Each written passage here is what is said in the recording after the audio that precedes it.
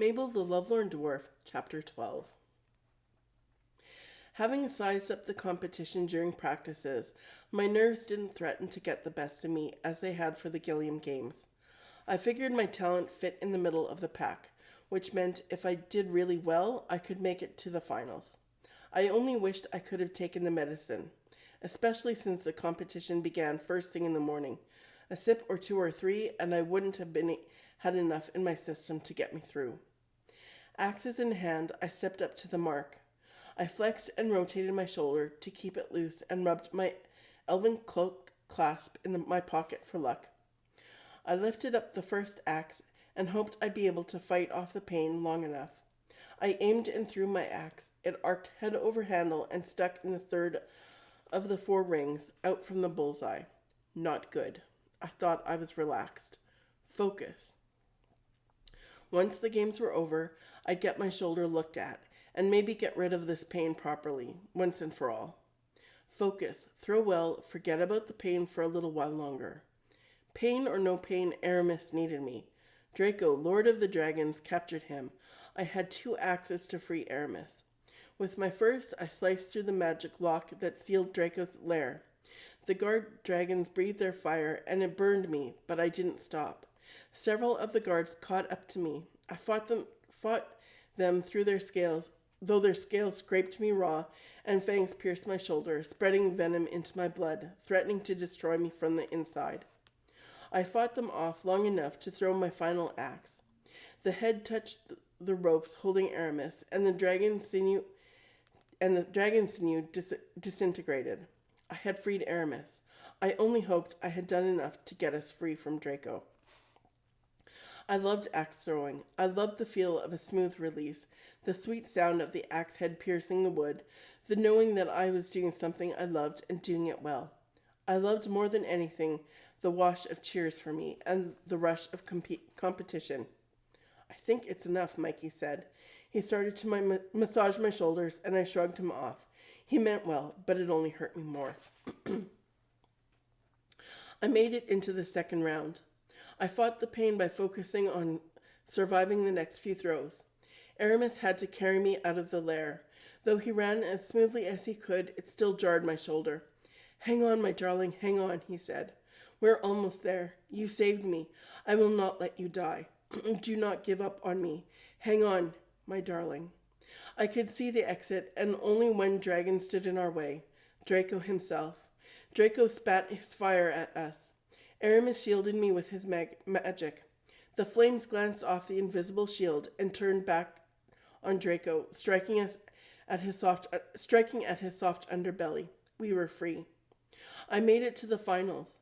A part of me wanted to give up the fight and the competition, but Aramis coaxed me on. We were free of Draco, but we still had a war to fight. When Aramis laid me on the ground to ease my pain, he told me we were not alone. Others had come to our aid. Our victory was complete.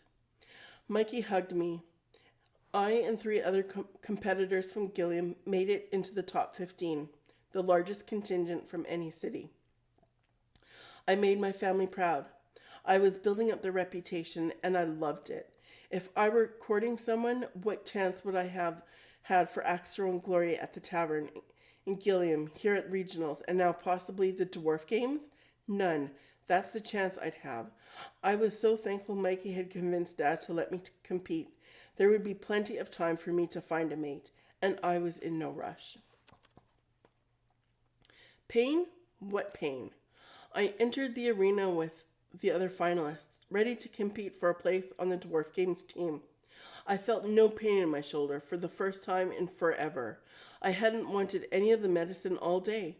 Maybe it was just the adrenaline, or maybe it was finally gone. Whatever it was, I didn't care. I felt great.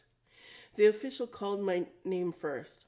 With the earlier scores being combined with today's scores, I didn't have much chance to make the top 3, but I could move into top 5.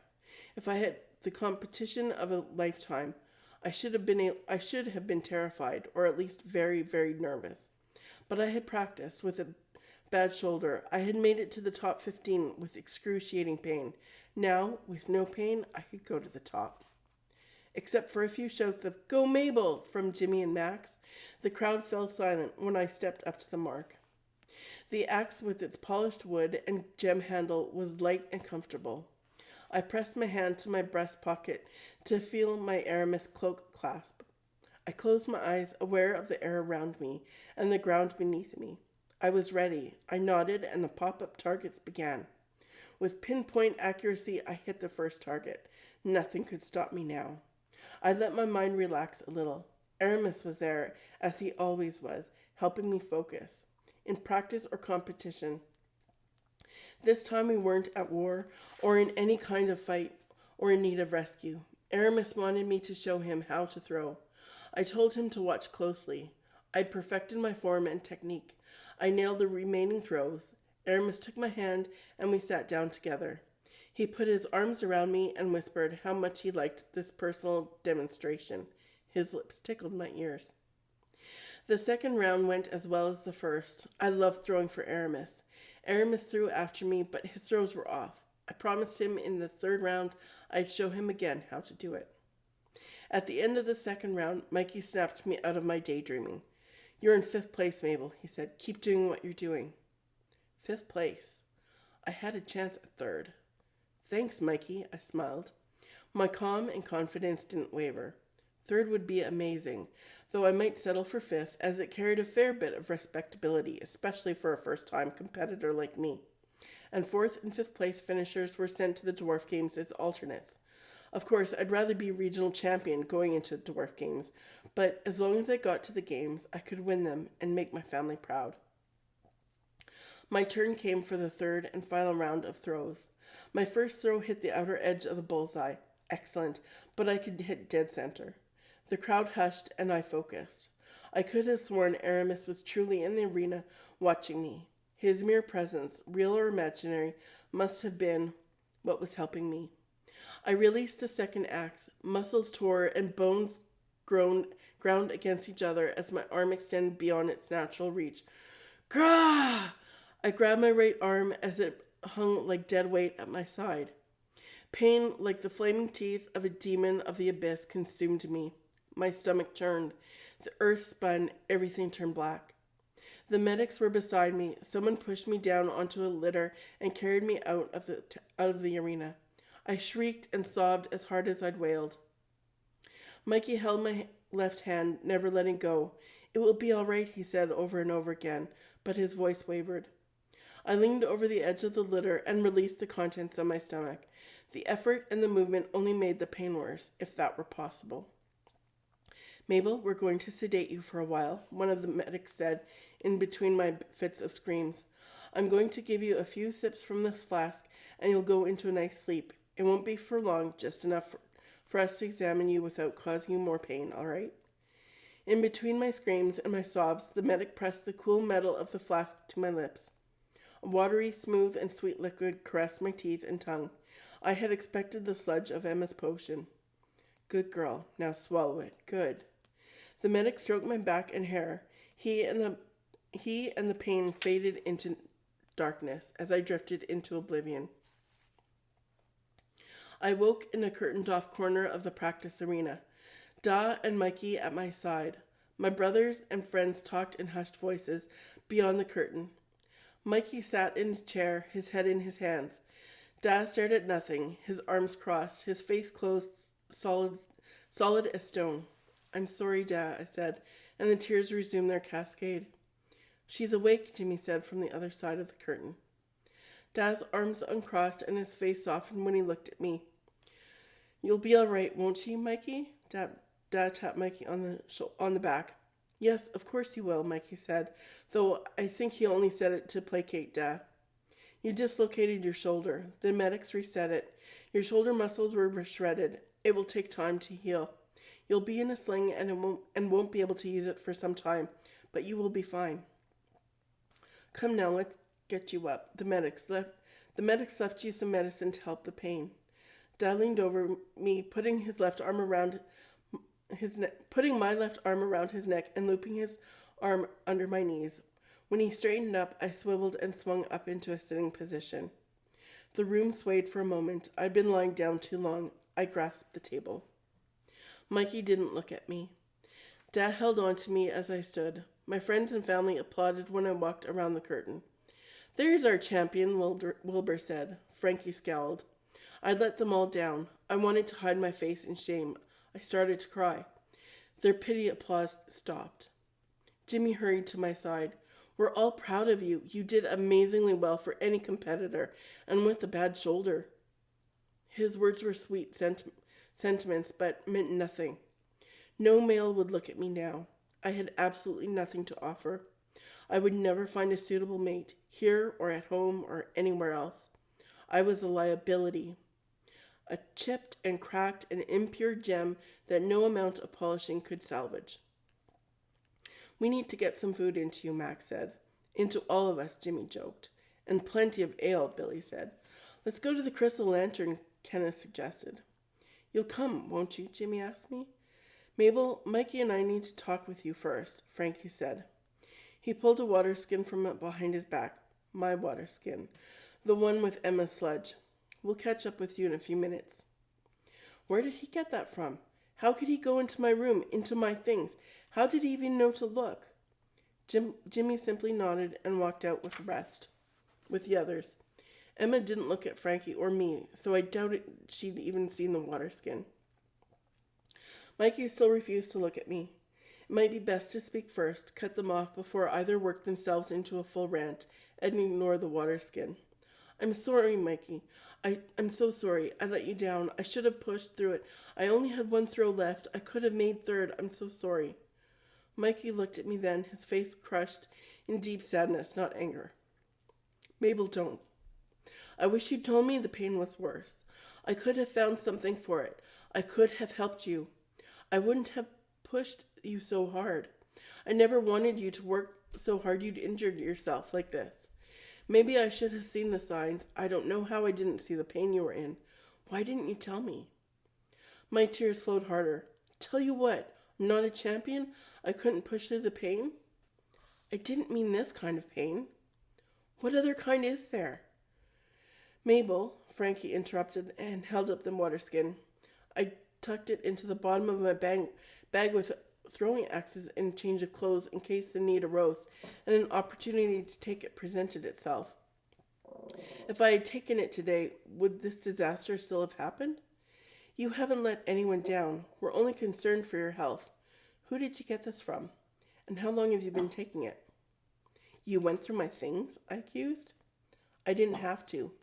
I was told you were taking this as a painkiller. Do you even know what this is?" Frankie pulled out the stopper and sniffed. "Whew." He held the skin at arm's length, turning his head away and restoppering it. "How long have you been taking this?" I lowered my head. I couldn't avoid it anymore, but I didn't have to tell them anything either. "I don't quite know. At that strength, maybe a couple of weeks." "What do you mean, at this strength?" Mikey asked. He took the skin from Frankie and had the same reaction. "I had the strength increased a few times," I said. "No wonder you slept all the way here," Mikey said. "With it this strong, you shouldn't have been able to walk. Who did you get this from?" "It doesn't matter." "Yes, it does," Frankie said. "You never should have been giving something this potent. It was incredibly irresponsible of whoever gave it to you.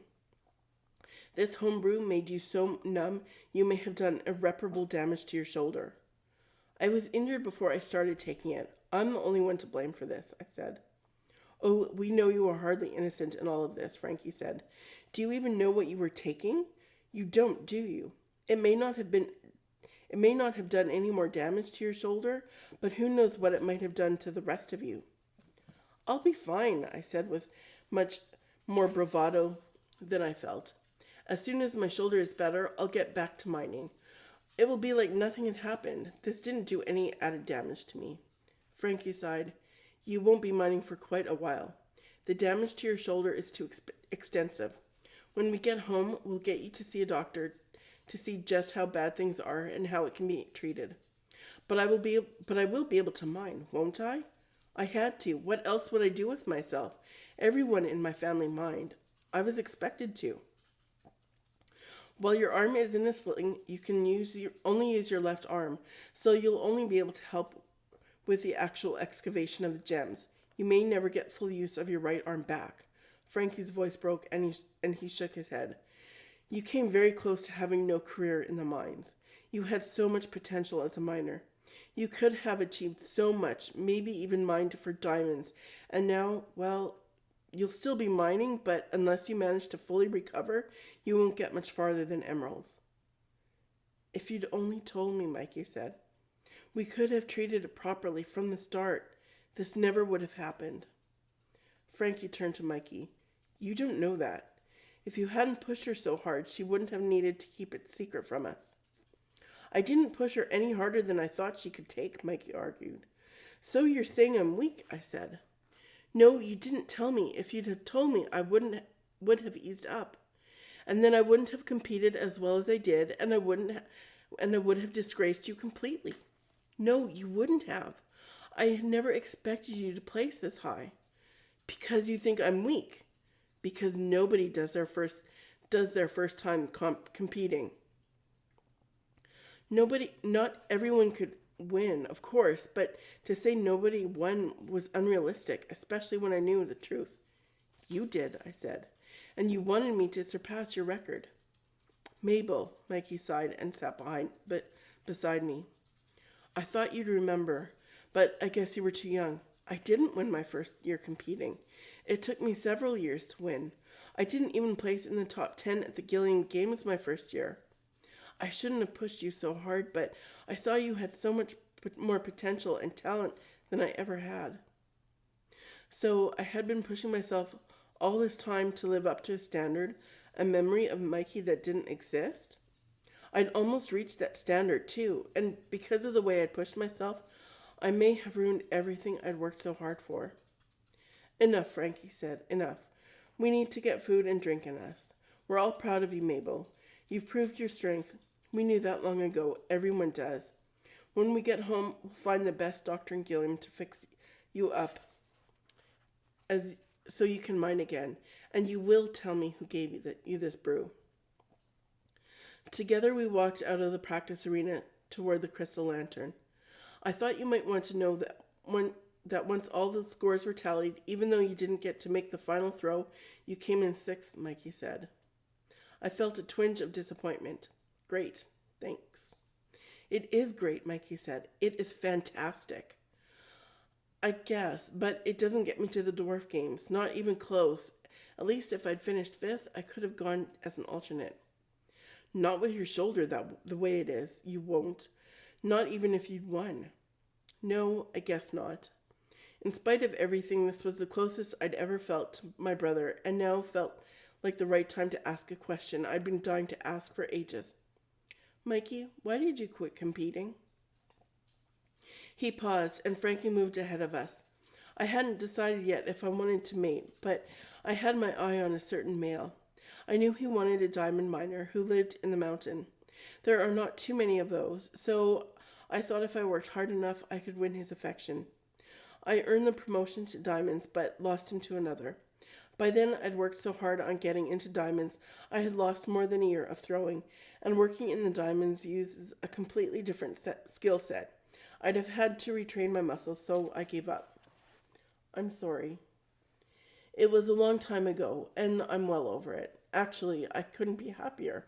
I love mining diamonds. There's nothing I'd rather do. But you miss throwing. I've seen your shoulder twitch when you asked about it. Sure, I miss the competition and the camaraderie with the other throwers, but after the heartbreak, I lost too much time and thinking about throwing just hurt more. But you gave me a second chance at it, Mabel, and I've enjoyed coaching you more than I ever enjoyed competing. I'm sorry, I said. I'd taken that away from him now. Me too. But, there are Magestones competitions. I could coach you in that now, if you'd like, or we could just play some Magestones together because that's been the best part of coaching, spending time with you. I smiled. I had liked spending time with him too. You're on. Since I won't be mining for a while, how about we set up a Magestones tournament when we get home? We passed a billboard advertising a movie opening soon, The Gold Miner's Daughter. The billboard featured a picture of a female dwarf. The soft shape of her mouth reminded me of someone, but no names were listed, and I didn't know who she might be, or if I might have seen her in another movie. I guessed since I wouldn't be mining, I'd be playing a lot of Maidstones. Maybe I could look forward to more time for watching movies and learning more about them. Dad wouldn't like it, though. It was dark inside the crystal lantern. We couldn't see our family until Jimmy waved us over. "I saved you a seat, Mabel," he said. "I've already ordered ale for you. Hope you don't mind." Frankie patted Jimmy on the shoulder. Jimmy shifted in his seat. Had Jimmy given Frankie the water skin? Why would he do that? It was kind of him to pre-order for me. Was it just to ease his conscience for ratting me out? If he did, by no means was I going to let him get away with it that easily. "Thanks, Jimmy." "You're welcome. Anything you need, just ask." Jimmy was my friend. He wouldn't betray me like that, would he? I drained my ale. "Did you give Frankie the water skin?" I asked. He hesitated, and I knew. There was no point in him denying it now. "Why?" I asked. "I'm sorry," he whispered. I pressed my lips together as though doing so would hold back my tears as well. "How could you?" "I was concerned about you," he said. "As soon as Philip told me about your injury, how you were taking this homebrew so often, I knew it couldn't be right. I should have said something earlier, but I didn't because Emma kept telling me you knew what you were doing. I shouldn't have listened to her. It wasn't any of your business what I was taking to kill the pain, and I did know what I was doing. I just thought it would help the medics to know what you'd been taking up until now. Why are you so upset if it was perfectly fine to take?" Sweat beaded on my face, and every conversation multiplied in volume, as if they echoed off the walls and ceiling. Did no one else mind the heat and noise? Must be the after effects of the medicine the medics gave me, or whatever they did to set my shoulder. You betrayed my trust. If you're enjoying the adventures of Mabel Golden Axe, don't forget to hit subscribe below.